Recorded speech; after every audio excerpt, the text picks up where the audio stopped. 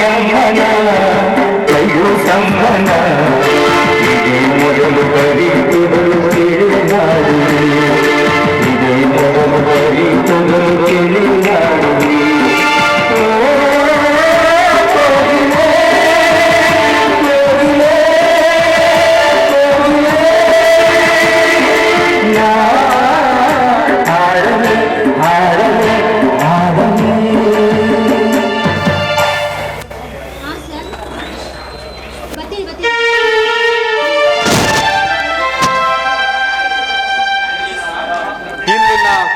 ಬೆಟ್ಟ ಗುಡ್ಡ ನದಿ ಸರೋವರಗಳನ್ನು ನೋಡ್ತಾ ಇದ್ದೆ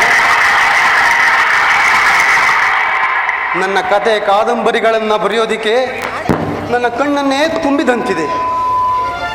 ಈ ಪ್ರಶಾಂತವಾದ ವಾತಾವರಣದಲ್ಲಿ ತಣ್ಣನೆ ಬೀಸುವ ಗಾಳಿ, ಹಕ್ಕಿ ಪಕ್ಷಿಗಳ ಚಿಲಿಪಿಲಿಗುಟ್ಟುವ ರಾಗ, ಕೋಗಿಲೆಗಳ ಮಧುರ ಗಾನ ಈ ನನ್ನ ಮನಸ್ಸಿಗೆ ಮಹದಾನಂದವಾಗ್ತಾ ಇದೆ.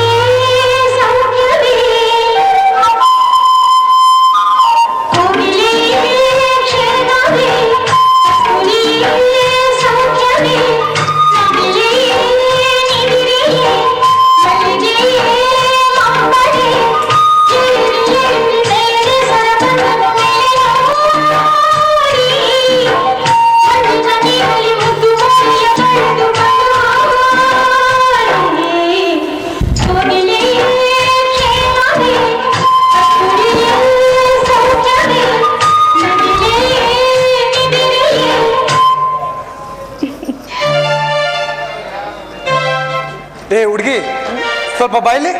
ಹುಡುಗಿನ? ಅಯ್ಯೋ ಅಪ್ಪ, ಹುಡುಗಿ ಅಂತೀಯಲ್ಲ, ನನಗೂ ಒಂದು ಹೆಸರಿದೆ ನೋಡಿ. ನಾನು ಆ ಥರದವಳಲ್ಲ, ಬರ್ತೀನಿ ರೀ. ಸ್ವಲ್ಪ ನಿಲ್ರಿ, ನಾನು ಆ ಥರದವನಲ್ಲ. ನೀವೇ ಸುಮ್ಮನೆ ಅಪಾರ್ಥ ಕಲ್ಪನೆ ಮಾಡ್ಕೊತಾ ಇದ್ದೀರ ಅಷ್ಟೇ.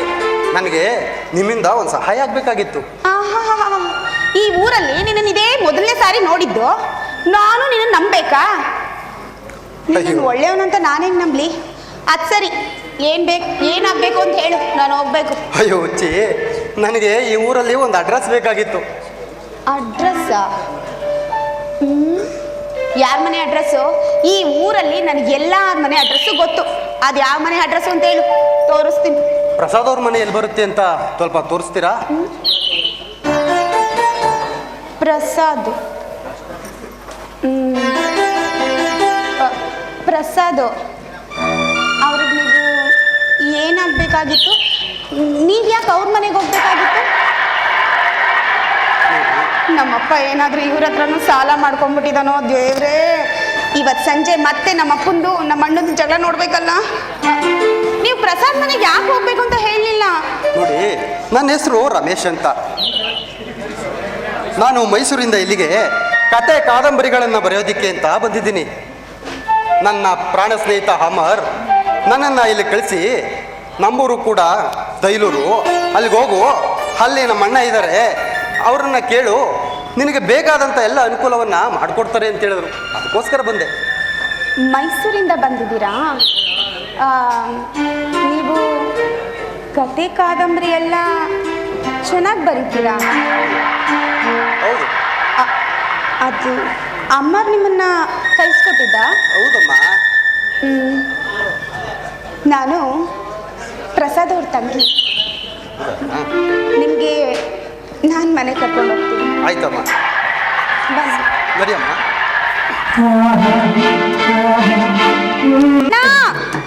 ಅಯ್ಯೋ ಬಾರೋ ಇಲ್ಲಿ ನೋಡಿ, ಯಾರು ಬಂದಿದ್ದಾರೆ ನೋಡಿ. ನಮಸ್ಕಾರ ಸರ್. ನಮಸ್ಕಾರ. ಅಂದಾಗೆ ತಾವು ಯಾರು ಅಂತ ಗೊತ್ತಾಗಿಲ್ಲ. ಅದನ್ನ ನಾನು ಹೇಳ್ತೀನಿ. ಅವರು ಮೈಸೂರಿಂದ ಬಂದಿದ್ದಾರಂತೆ, ಅಮರ್ ಫ್ರೆಂಡ್ ಅಂತೆ. ಓ, ನಮ್ಮ ಅಮರ್ ಫ್ರೆಂಡಾ? ಹ್ಞೂ ಸರ್. ಅಮರ್ ರಾತ್ರಿ ಅಲ್ಲ ನಿಮ್ಮ ಬಗ್ಗೆನೇ ಫೋನಲ್ಲಿ ಎಲ್ಲ ವಿಚಾರ ಹೇಳಿದಾನಪ್ಪ. ಅಂದಾಗೆ ನಿಮ್ಮನ್ನು ಭೇಟಿ ಮಾಡಿದ್ದು ತುಂಬ ಸಂತೋಷ ಆಯಿತು. ನೋಡಿ, ನೀವಿನ್ ಮುಂದೆ ಈ ಊರಲ್ಲಿ ಯಾವುದಕ್ಕೂ ತಲೆ ಕೆಡಿಸ್ಕೊಳ್ಳೋಗಿಲ್ಲ. ನಿಮ್ಗೆ ಏನೇ ಸಹಾಯ ಬೇಕು ಅಂತಂದ್ರು ನಿಸ್ಸಂಕೋಚವಾಗಿ ನೀವು ನನ್ನನ್ನೇ ಕೇಳ್ಬೋದು. ನೋಡಿ, ಇನ್ನು ಮುಂದೆ ನಿಮ್ಮದು ಊಟ ತಿಂಡಿ ವಸತಿ ವ್ಯವಸ್ಥೆ ಎಲ್ಲ ನಮ್ಮ ಮನೆಯಲ್ಲೇ ಆಗುತ್ತೆ. ಸಂತೋಷನಾ? ಗಾಬರಿ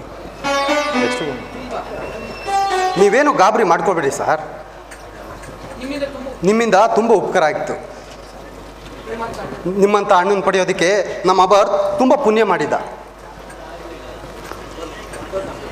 ಅಣ್ಣ, ಅದು ಅವರು ಕತೆ ಕಾದಂಬರಿ ಎಲ್ಲ ಚೆನ್ನಾಗಿ ಬರೀತಾರಂತೆ. ಅವನಿಂದ ಒಂದೇ ಒಂದು ಕವನ ಹೇಳ್ಸೋ ಪ್ಲೀಸ್. ಹೌದಾ ರಮೇಶ್, ನೀವು ಕತೆ ಕವನಗಳು ಬರೀತೀರಾ? ಹೌದು ಸರ್. ನನ್ನ ಮುದ್ದು ತಂಗಿ ನಿಮ್ಮ ಕವನ ಕೇಳಬೇಕು ಅಂತ ಆಸೆ ಪಡ್ತಿದ್ದಾಳೆ. ದಯವಿಟ್ಟು ನಿಮ್ಮ ಮನ್ಸಿಗೆ ಇಷ್ಟ ಆಗಿರೋದೊಂದು ಕವನನ ಹಾಗೆ ಆಡ್ತೀರಾ? ಅದಕ್ಕೇನಂತೆ, ಹೇಳೋಣ ಬಿಡಿ ಸರ್.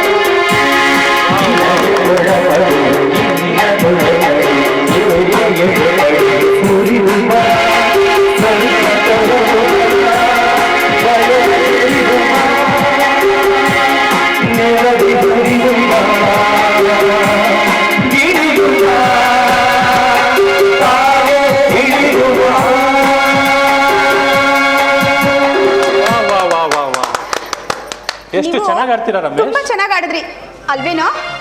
ತುಂಬಾ ಚೆನ್ನಾಗಿ ಆಡ್ತೀರಾ ರಮೇಶ್. ಅಂದಾಗೆ ಈ ಕವನದ ಭಾವಾರ್ಥ ಏನು ಅಂತ ತಿಳ್ಕೊಬೋದಾ? ಈ ಕವನದ ಅರ್ಥ, ಭೂಮಿ ಮೇಲೆ ಮಳೆ ಬರದೆ ಭೂಮಿಯೆಲ್ಲ ಒಣಗಿ ರೈತ ಕಂಗಾಲಾಗಿದ್ದಾನೆ. ಬಂದಂಥ ಮಳೆಯೆಲ್ಲ ಆಕಾಶದಲ್ಲಿ ಚೆದರಿ ಹೋದಾಗ ರೈತ ನೋವಿನಿಂದ ಈ ಭೂಮಿಗೆ ಈ ಮಳೆ ಬರದೆ ಮುಂದ್ಕೋತಾನೆ. ಆವಾಗ ಈ ಭೂಮಿಗೆ ಮಳೆಯಲ್ಲಿ ಬಂದಂಥ ಮಳೆಯೆಲ್ಲ ಮಾಯವಾಯ್ತಲ್ಲ ಅಂತ ಕೊರಗ್ತಾನೆ. ಮಳೆ ಇಲ್ಲದೆ ಬೆಳೆ ಇಲ್ಲ, ಬೆಳೆ ಇಲ್ಲದೆ ಬದುಕಿಲ್ಲ ಅನ್ನೋ ಹಾಗೆ ಜನರು ಆಕಾಶದತ್ತ ನೋಡಿ ಮಳೆಯನ್ನ ಈ ಭೂಮಿಗೆ ಕರೆಯುವ ಹಾಗೆ ರಚಿಸಿರುವುದೇ ಈ ಹಾಡಿನ ಅರ್ಥ. ಈ ಕವನದೊಳಗಡೆ ಇಷ್ಟೊಂದು ಅರ್ಥ ಇದೆಯಾ? ಹೌದಣ್ಣ, ಈ ಕವನದಲ್ಲಿ ಎಷ್ಟು ಅರ್ಥ ಇದೆ ಅಣ್ಣ. ಈ ಕತೆ ಕಾದಂಬರಿ ಸಂಗೀತ ಇದರಲ್ಲೆಲ್ಲ ಎಷ್ಟು ಅರ್ಥಗಳಿದೆ. ಈಗ ನೀವು ಹೇಳಿದ ಅರ್ಥ ಮನಸ್ಸಿಗೆ ತಾಡ್ತಲ್ವಾ? ಎಷ್ಟೋ ಜನ ಕಲಾವಿದರು ಕಲಾ ರಸಿಕರು ರಂಗಮಂದಿರದಲ್ಲಿ ಬರೀ ಅವ್ರು ಮಾಡೋ ನಟನೆನಷ್ಟೇ ನೋಡ್ತಾರೆ. ಅವ್ರು ನಟಿಸಿರೋ ಆ ನಾಟಕನ ಸಂಪೂರ್ಣವಾಗಿ ನೋಡಿ ಅರ್ಥೈಸ್ಕೊಳ್ಳೋದಿಲ್ಲ ಅಲ್ವೇನಣ್ಣ? ಹೌದಮ್ಮ, ರಮೇಶ್ ಹೇಳಿರೋ ಕವನದ ಅರ್ಥ ತುಂಬ ಚೆನ್ನಾಗಿದೆ.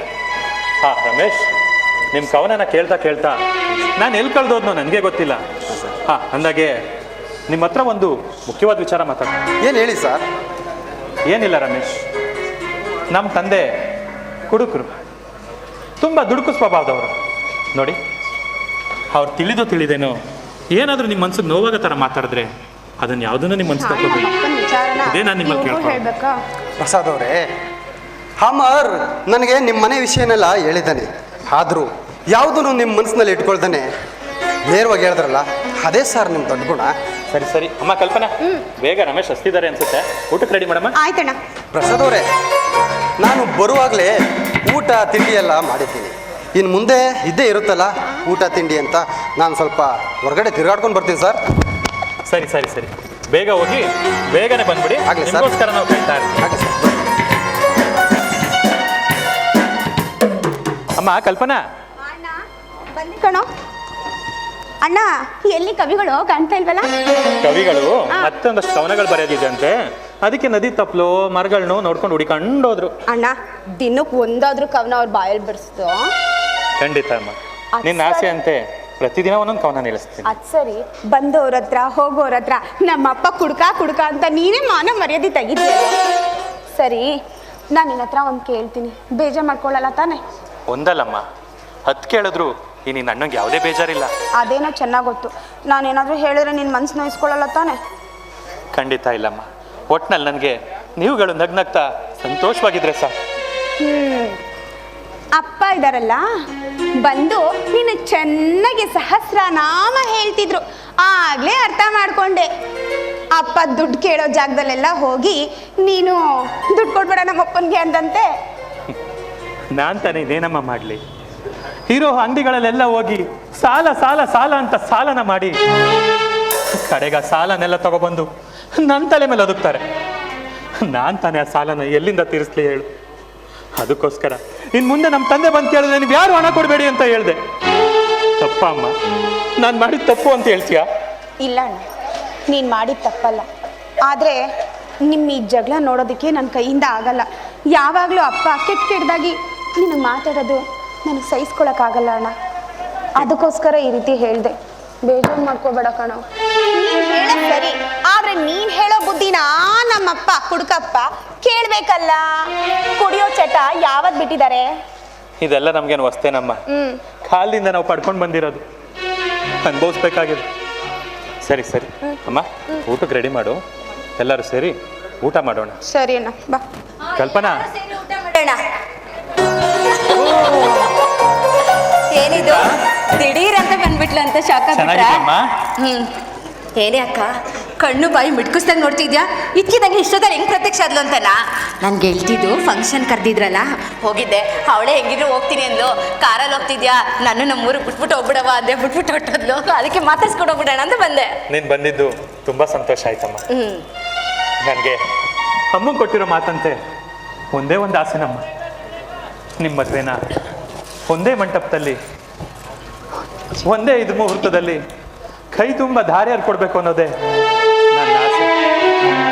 ಈ ನನ್ನ ಆಸೆ ಅದು ಯಾವಾಗ ಪೂರೈಸುತ್ತೋ ಅಮ್ಮ. ನೋಡ್ತಾ ಇರಿ, ನಿಮ್ಮಿಬ್ರು ಮದುವೆನ ನಾನು ಹೇಗೆ ಮಾಡ್ತೀನಿ ಗೊತ್ತಾ?